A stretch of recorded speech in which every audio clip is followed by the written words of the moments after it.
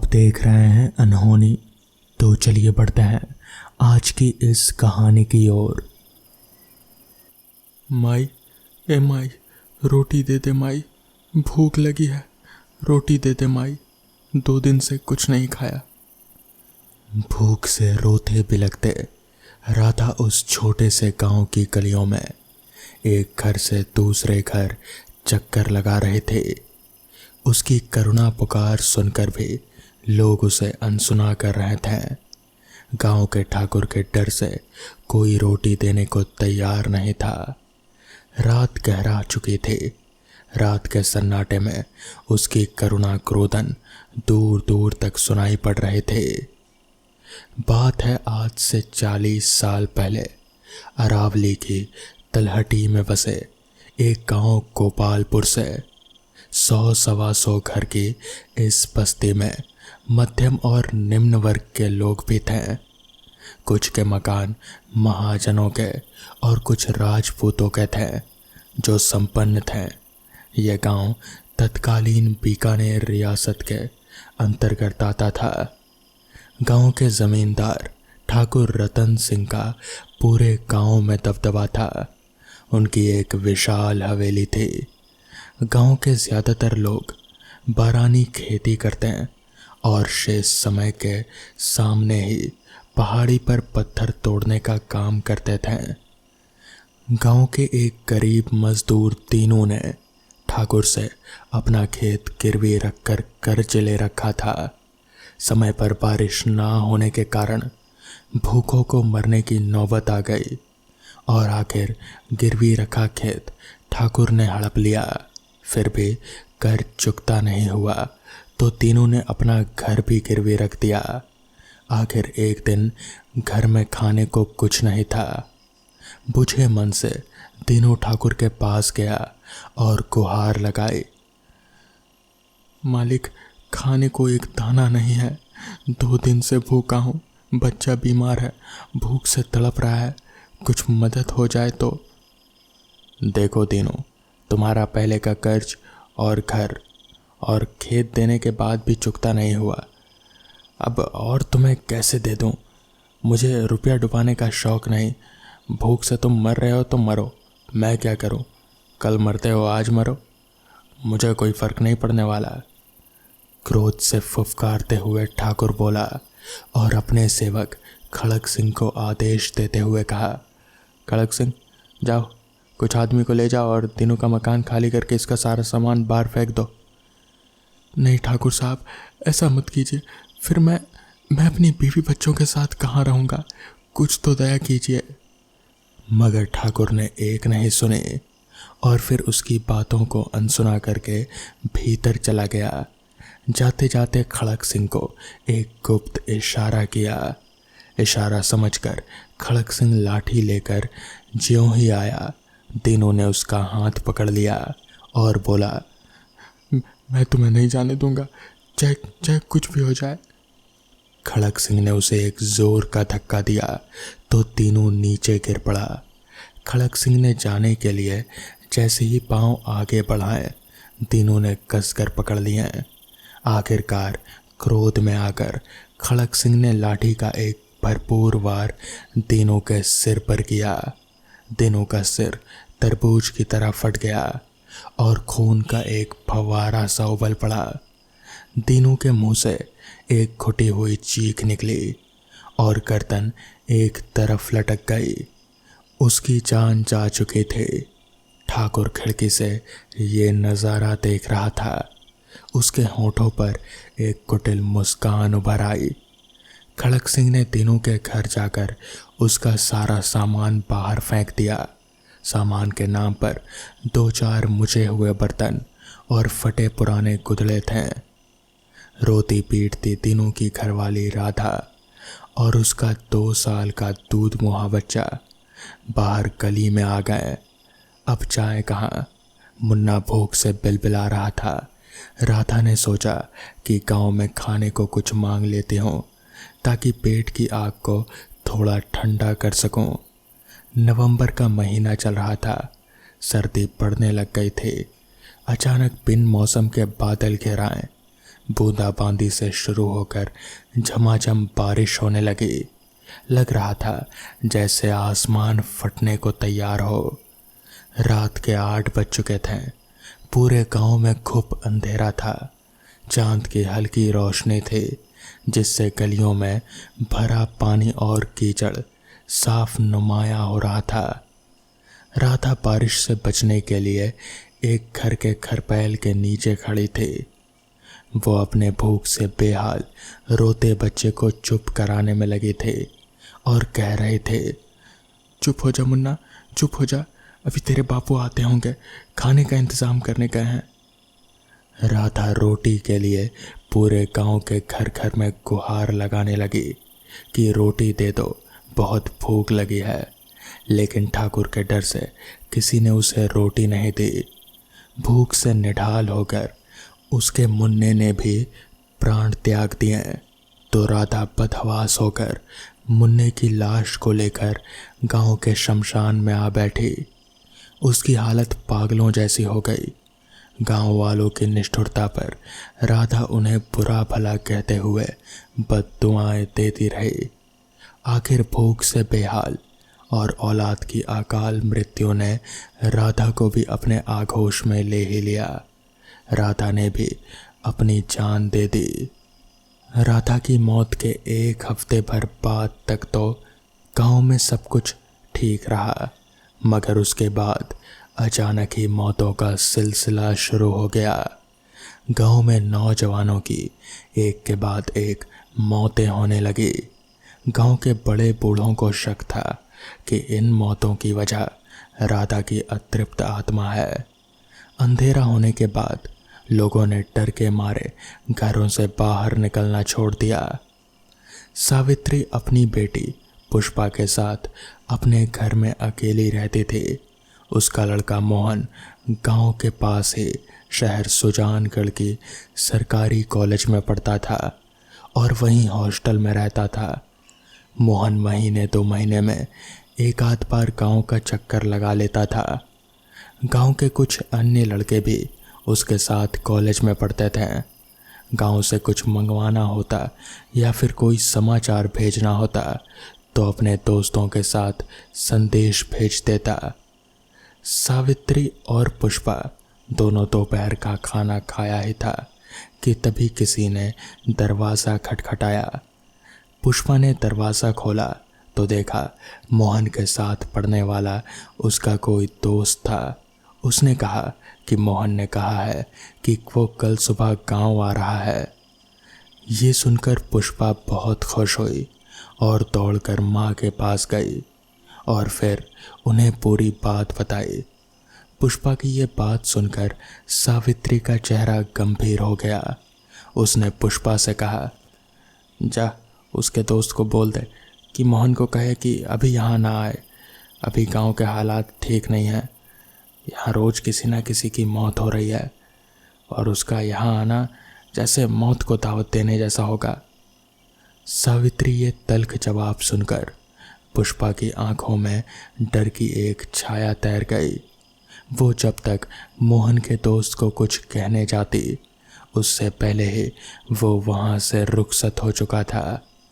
किसी तरह शाम हुई, फिर रात के सन्नाटे को चीरती हुई राधा की आवाज़ गलियों में गूंजती रही, माई रोटी दे दे माई, बहुत भूख लगी है।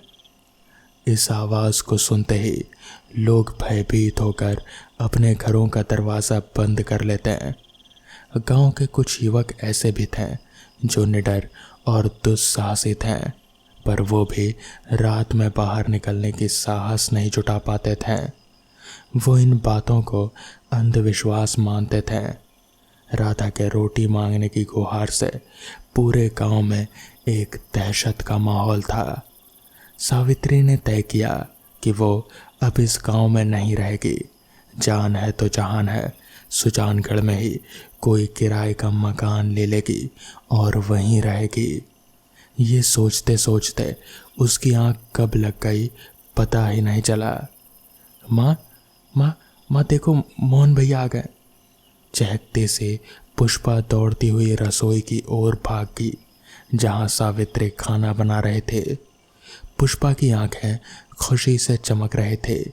सावित्री ये सुनकर देखने के लिए रसोई से बाहर आई। तब तक मोहन घर के अंदर आ चुका था।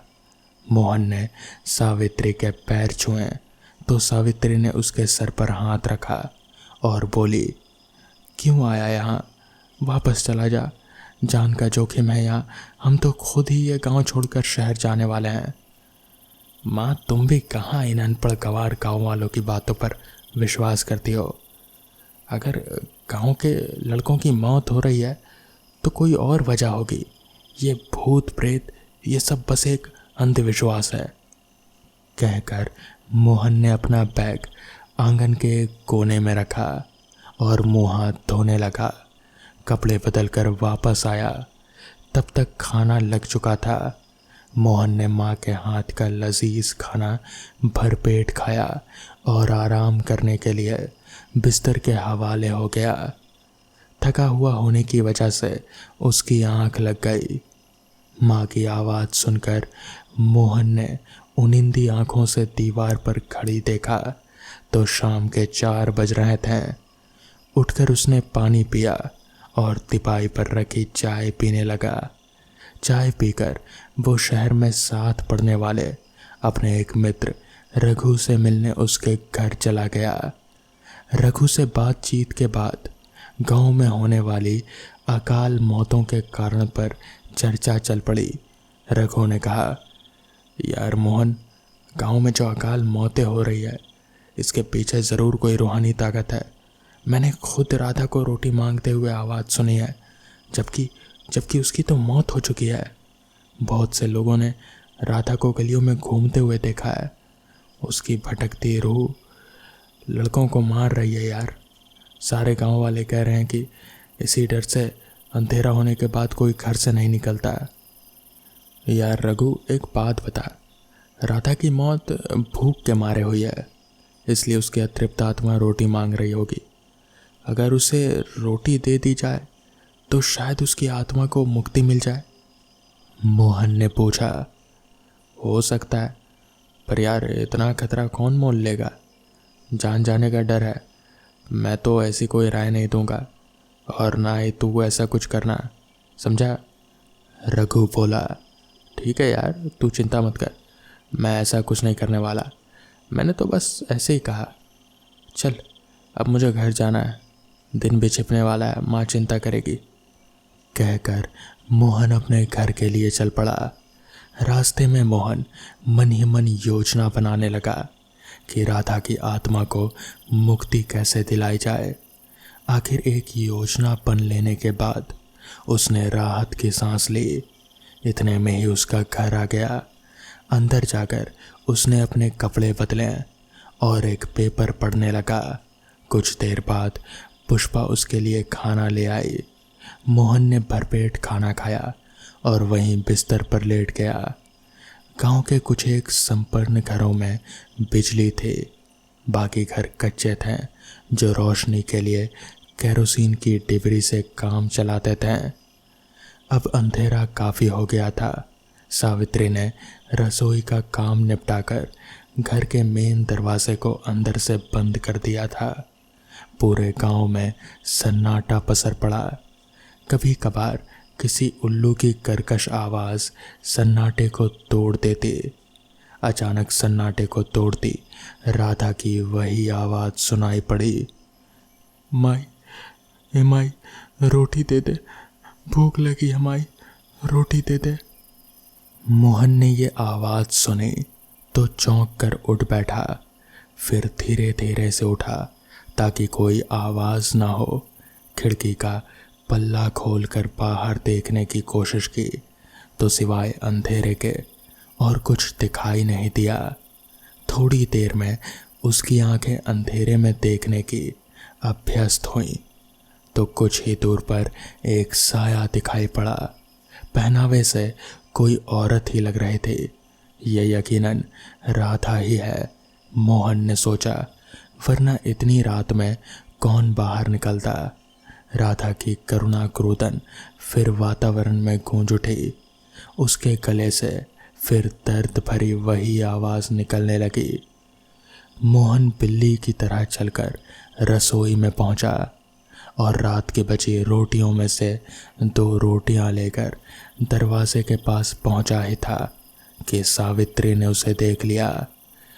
क्रोध और डर से तमकते हुए सावित्री ने मोहन के हाथों से रोटियां छीन ली और बोली, क्यों अपनी जान देने पर तुला है? मेरा और पुष्पा का तो ख्याल कर, हमारा और है ही कौन? खबरदार, जो बाहर जाने की कोशिश की तो चुपचाप जाकर सो जा। कहकर सावित्री ने दरवाजे को ताला लगाया और चाबी अपने सिरहाने रखकर सो गई। मोहन चुपचाप अपने बिस्तर पर जाकर लेट गया। उसकी आंखों में दूर दूर तक नींद का नामो निशान नहीं था। गलियों में राधा की आवाज़ें निरंतर गूंज रही थी। आखिरकार हिम्मत करके वो चुपचाप उठा। अपनी माँ के पास जाकर देखा तो वो गहरी नींद में थी। उसकी नाक बज रही थी। मोहन ने धीरे से तकिए के नीचे हाथ डालकर चाबी निकाली और दरवाजे का ताला खोल दिया। कोई आवाज़ नहीं हुई। फिर हाथ में 2 रोटियां लेकर दरवाज़ा खोलकर बाहर निकला तो कुछ दूर चबूतरे के पास एक औरत जाती दिखी। मोहन फुर्ती से वहां गया और चबूतरे पर रोटियां रखकर दौड़कर वापस आ गया। घर आकर चुपचाप दरवाजे को ताला लगाया और चाबी पहले की तरह सावित्री के नीचे सिरहाने पर रख दिया और खुद खिड़की के पास आकर बाहर का नज़ारा देखने लगा। मोहन ने साफ साफ देखा कि राधा ने उसकी रखी रोटियां हाथ में ले रखी है और उन्हें चबर चबर करके बड़े विभत्स तरीके से खा रही है। उसके खाने की आवाज़ मोहन को साफ सुनाई दे रही थी। रोटियां खाते ही वो अचानक से जैसे हवा में कहीं गायब हो गई। मोहन ने खिड़की बंद की और अपने बिस्तर पर आकर लेट गया। उसके चेहरे पर संतुष्टि के भाव थे। उसे नींद ने कब आ घेरा पता ही नहीं चला। दूसरे दिन मोहन घर के कामों में उलझा रहा और दिन कब छिप गया पता ही नहीं चला। शाम का खाना खाकर पुष्पा और सावित्री से बातें करने लगा। थोड़ी देर बाद सावित्री ने कहा, मैं दरवाजे को ताला लगा देती हूँ, अंधेरा हो गया है। अब ताले की कोई ज़रूरत नहीं है माँ, और अब डरने की भी कोई ज़रूरत नहीं है। राधा को मुक्ति मिल गई है, अब कोई आवाज़ सुनाई नहीं देगी। मोहन ने आत्मविश्वास भरे स्वर में कहा, इतने विश्वास से तू कैसे कह रहा है? माँ, मैंने कल रात उसे रोटियां दे दी थी जिसे खाकर उसकी अतृप्त आत्मा को तृप्ति मिल गई। देख लेना, आज कोई आवाज़ सुनाई नहीं देगी और ना ही वो दिखेगी। जिसके बाद कुछ ही देर में रात हो गई, मगर पूरी रात ना तो राधा की कोई आवाज़ सुनाई दी और ना ही वो कभी दिखे। उस दिन के बाद से उस गांव में राधा फिर कभी किसी को नहीं दिखी। तो दोस्तों, ये थी आज की कहानी। अगर आपको ये कहानी पसंद आई हो तो वीडियो को लाइक और चैनल को सब्सक्राइब करना ना भूलें। तो मैं आपका दोस्त आर्यन जल्द ही मिलूँगा आपसे ऐसी ही नई कहानियों के साथ। तब तक के लिए अपना ख्याल रखें।